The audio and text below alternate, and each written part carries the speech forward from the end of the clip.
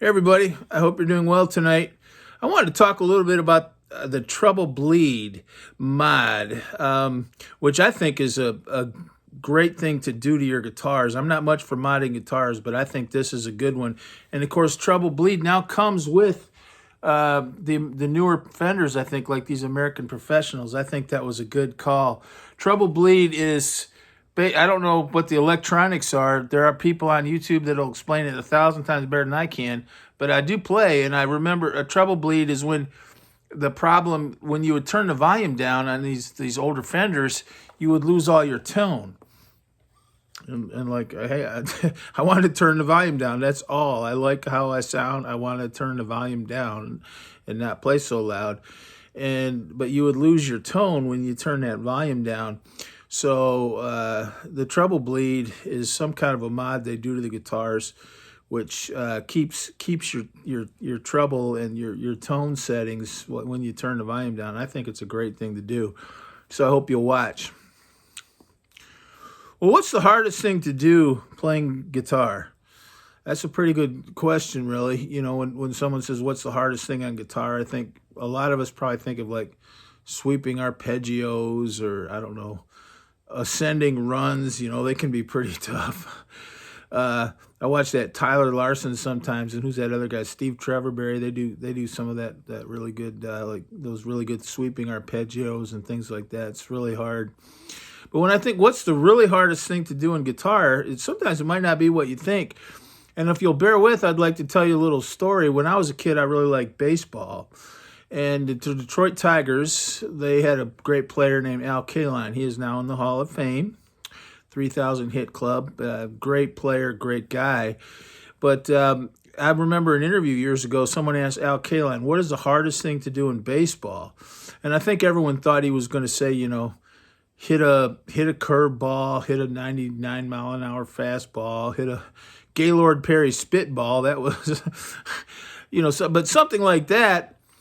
And he said something that was kind of out of the box. He said the hardest thing to do in baseball, in his opinion, after playing over 20 years in the major leagues, was to catch a routine fly ball that's been hit into the sun. To make a routine play, no one's going to notice that you made it. It's just a routine play. The only things everyone will notice is if you drop that ball. But if it's hitting the sun, it is so hard to follow that ball when it comes down out of the sky. And so what is really just a routine play is actually one of the hardest things in baseball. And he said that, and like so many things in sports or music, you can kind of extrapolate that to life. It was something that no one notices. It's just a routine thing that happens in so many times in a game. But the good players make those routine things and make it look easy. But he said catching a fly ball in the sun is the hardest skill. And to me, one of the hardest things to do on electric guitar is to play with good tone and sound in a live situation, particularly if you're going back and forth between rhythms and leads, even within the same song, let alone in the same evening under the same set. But if you, particularly even in the same song, where you want to have a certain, you know, kind of volume, sound, dynamic for maybe like where the singer's singing or someone else is taking a solo, and then you come in with a lead. I've always thought that can be really tricky, you know. And I know they have like boost pedals, and some of these push-pull pots kind of give a dB boost, really, which is nice. But the one thing is, a boost pedal, it's still kind of binary. You're going from here to here, back down, back down.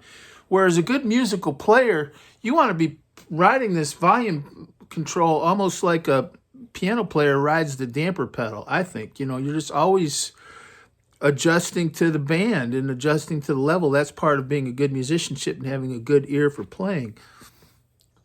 Here, there. So I always thought that was so hard. And on those old Fenders, I had those two Japanese Fenders, and that black Japanese Fender I sometimes use. You'll see it on a few of these videos. I use it for open G now, and I don't play it that often because I have it in open G. But it was a great guitar, but it had that issue where it didn't have treble bleed, so it would sound great, play great. But sometimes, like if I were, like I'd get asked to play in these country house bands at these Opries around here sometimes, and I would really notice it because I'd want to, I'd want a good, nice sound. But in country, you're not playing Ted Nugent, so I'd want a nice full sound. And trying to kind of go back and forth between a lead sound and a rhythm sound, and maybe having different kinds of sounds was always so hard. And you have to adjust, and you're not really in total control because you have to adjust to what they're doing. So without that treble bleed, I would really notice it. I would get a great sound on 10. Have that volume on 10, and that's your sound. You sound great. Then you turn it down, and you sound horrible. Without that treble bleed, it would just like sound warbly and muddy, and I mean, not even, it would just be terrible, and it would start to sound terrible. Like if you go from like 10 to 8, you'd already start losing a lot of your sound. And by the time you got down to 5, you'd have lost most of your sound, and it would sound terrible. And I don't know about anybody else, but I would often like crank a lead at, let's say, 10. I'm just using the 1 through 10. We won't do Spinal Tap where there's an 11, but let's say it was 11 even. A nice, loud, clear, lead, out front lead. And then for the singer, depending on what song it is, you might want to turn it down to, say, 2 or 3, way down. And you would just, on that Japanese telly, you would just lose all your sound. And I think a lot of that American Standard was kind of like that. So a treble bleed, I don't really understand it, but I think the idea is the treble bleeds into the volume. I don't know. But I took those 2 Japanese tellies and I had them modded with the treble bleed. Now, I usually don't like the mod guitars, especially nice ones. Those Japanese guitars are excellent guitars. You can see me playing them in some other videos.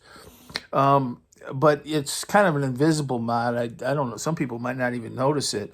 But there's some little orange transistor thing, and the guy, he had to order it. The longest thing was he had to order the transistor, the capacitor, is it called?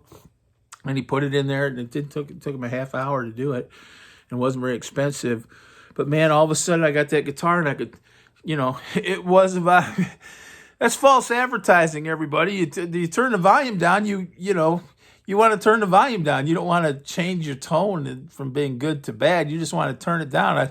I would say I like how I sounded. I just don't want to be so loud. So the treble bleed kind of enabled that. I thought it was a great mod, really. And I'm so glad these newer guitars have that. I think it was a good thing. The final thing I'll say is now my Highway 1, and I think the American Performer and that iteration, maybe some of the other Fenders, have something called a grease bucket system. And I don't really understand it. But on my Highway 1, I don't notice it that much, but then again, I've said most of the time when I play at Highway 1, I bought it since the pandemic, and I mostly play it in here, and I'm cranking through an amp, playing the backing tracks, and it's loud in this room, and I happen to think that loud sound comes over on these videos pretty well, I think.